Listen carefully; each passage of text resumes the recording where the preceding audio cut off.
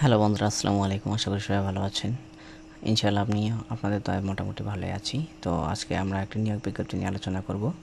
যে নিয়োগ বিজ্ঞপ্তি গণপ্রজাতন্ত্রী বাংলাদেশ সরকারের সমাজসেবা অধিদপ্তর থেকে প্রকাশ করা হয়।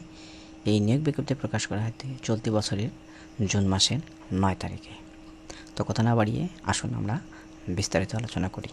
তো এই পদ নিয়ে যদি আমরা আলোচনা করতে যাই তাহলে এখানে দেওয়া আছে যে পদের নাম হলো সমাজকর্মী ইউনিয়ন পর্যায়ে, যার বেতন গ্রেড হলো আপনার 16। বেতন হবে আপনার 9,300 টাকা থেকে শুরু করে 22,490 পর্যন্ত। আর এই পদে পদের সংখ্যা হলো আপনার 209টি।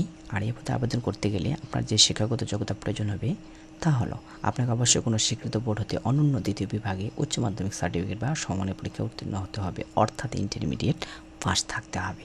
এখানে আরও একটি কথা বলা আছে যে বিভাগীয় প্রার্থীদের ক্ষেত্রে বয়সসীমা 35 বছর পর্যন্ত শিথিলযোগ্য করা হয়েছে।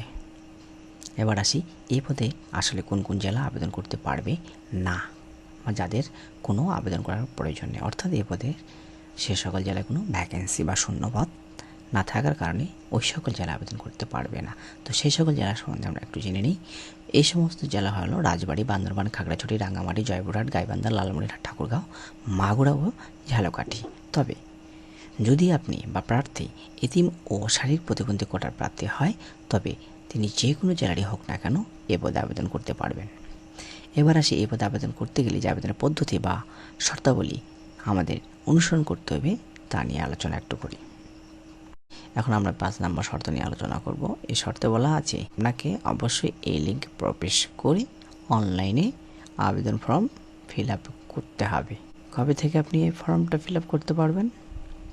এখানে 1 নম্বরে বলা আছে যে অনলাইনে আবেদনপত্র পূরণ ও পরীক্ষার ফি জমাদান শুরুর তারিখ ও সময় হলো 12 জুন 2024 তারিখ সকাল 10 ঘটিকা থেকে আপনার আবেদন শুরু। আর এই আবেদন শেষ হবে কবে?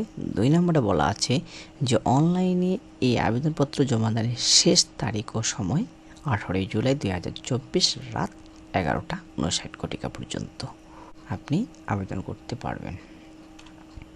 এখানে আরও অনেক শর্ত দেওয়া আছে বা নিয়মকানুন বলা আছে, আপনারা একটু কষ্ট করে ধৈর্য সহকারে নিজ দায়িত্বে নিয়োগ বিজ্ঞপ্তি দেখে পড়ে বুঝে নেবেন।